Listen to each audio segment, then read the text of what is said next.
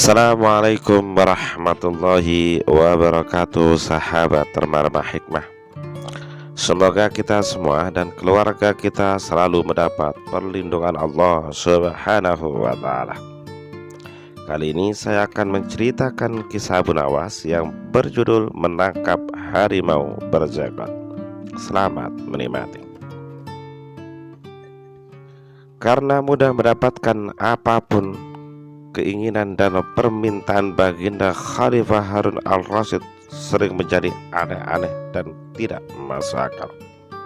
Parahnya, karena beliau adalah raja, jika permintaan ini tidak dituruti, beliau dengan seenak perutnya bisa menghukum orang yang tak mampu memenuhi permintaannya. Kepapesan inilah yang terjadi pada Abu Nawas hari itu.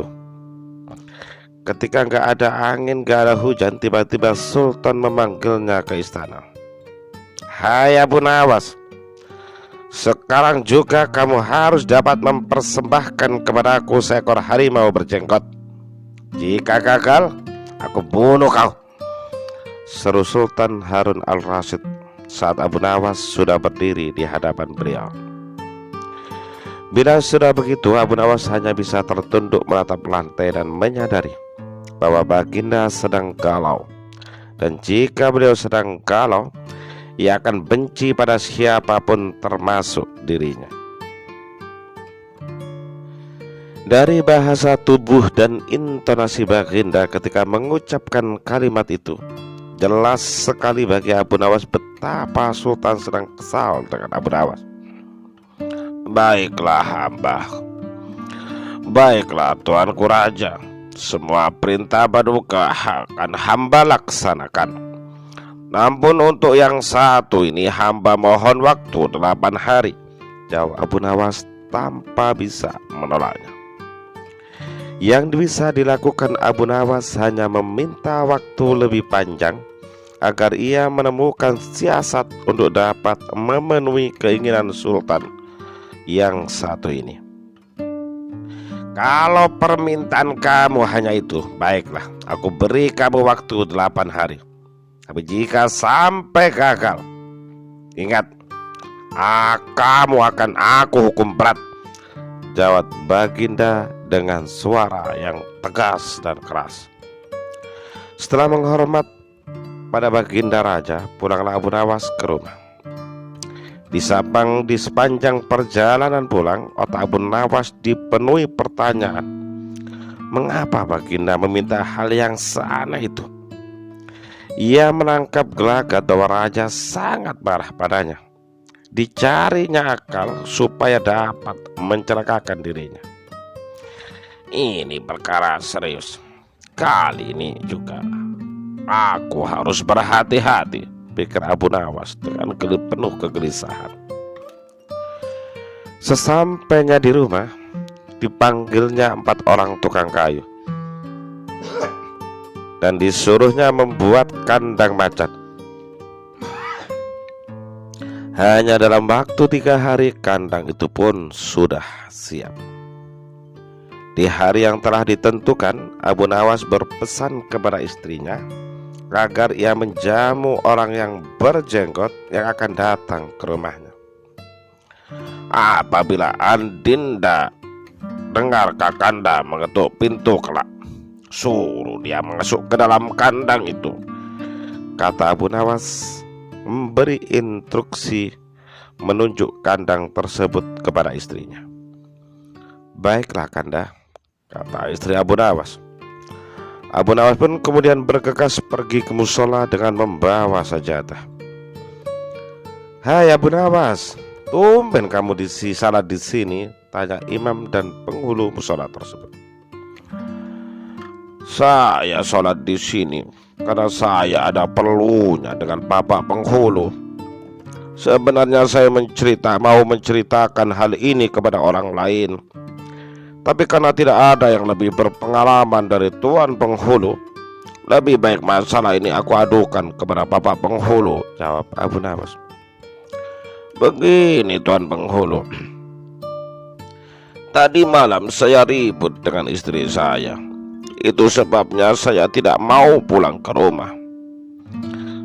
Karena penghulu orang baik, bolehkah saya tidur di musola ini selama saya belum berdamai dengan istri saya? Ucap Abu Nawas sambil bergaya sedih.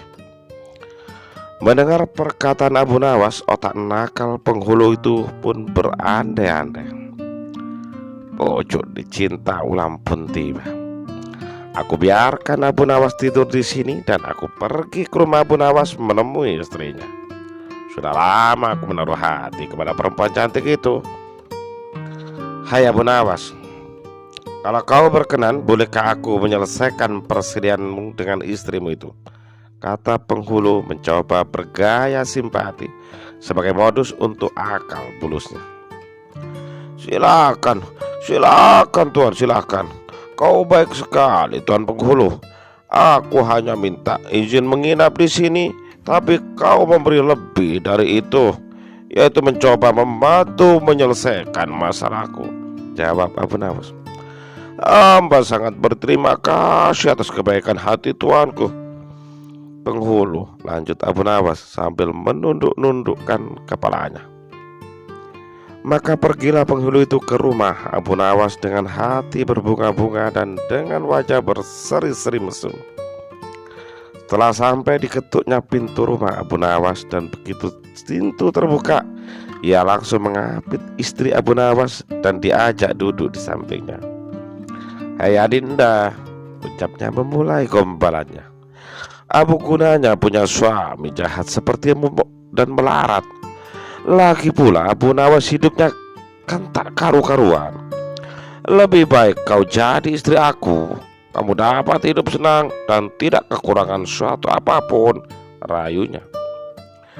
Bukannya menolak mentah-mentah rayuan Pak Penghulu, istri Abu Nawas yang biasanya sangat keras pada siapapun yang menggodanya, tiba-tiba dengan polosnya menjawab dengan jawaban yang tak pernah disangka-sangka oleh penghulu. Kalau memang keinginan Tuan Penghulu demikian, baiklah. Tak berapa lama kemudian terdengar pintu diketuk orang. Ketukan itu membuat penghulu belingsatan, karena takut ada yang tahu bahwa ia sedang berduaan dengan istri Abu Nawas. Dan hal itu tidak saja menyebabkan posisinya sebagai penghulu dilengsarkan, tapi juga membuat dipenjara. Dengan tergopoh-gopoh ia bertanya pada istri Abu Nawas, "Kemana harus aku sembunyi ini? Kemana aku harus sembunyi? Kemana aku harus sembunyi?" Sebagaimana yang telah diinstruksikan oleh suaminya, istrinya langsung menunjukkan kandang yang telah disiapkan oleh Abu Nawas yang terletak di dalam kamar Abu Nawas sebagai tempat ia bersembunyi. Tanpa pikir panjang lagi, Pak Penghulu langsung masuk ke dalam kandang itu dan menutupnya dari dalam. Sedangkan istri Abu Nawas, setelah memastikan Pak Penghulu telah berada di dalam kandang, ia segera membuka pintu. Sambil menengok ke kanan ke kiri, ia tarik suaminya, Abu Nawas, masuk ke dalam rumah. Begitu di dalam rumah, istrinya membisikkan bahwa harimau berjanggut telah terperangkap di dalam kandang. Abu Nawas lalu mendekati kandang dan dilihatnya penghulu itu gemetar karena malu dan ketakutan. Setelah 8 hari, sesuai dengan janji baginda, Abu Nawas memanggil 8 kuli panggul untuk memanggul kandang itu ke istana. Baghdad menjadi gempar karena orang-orang ingin melihat harimau berjenggot. Seumur hidup jangankan melihat, mendengar harimau berjenggot pun mereka belum pernah. Kini Abu Nawas malah dapat seekor. Mereka terheran-heran atas kehebatan Abu Nawas.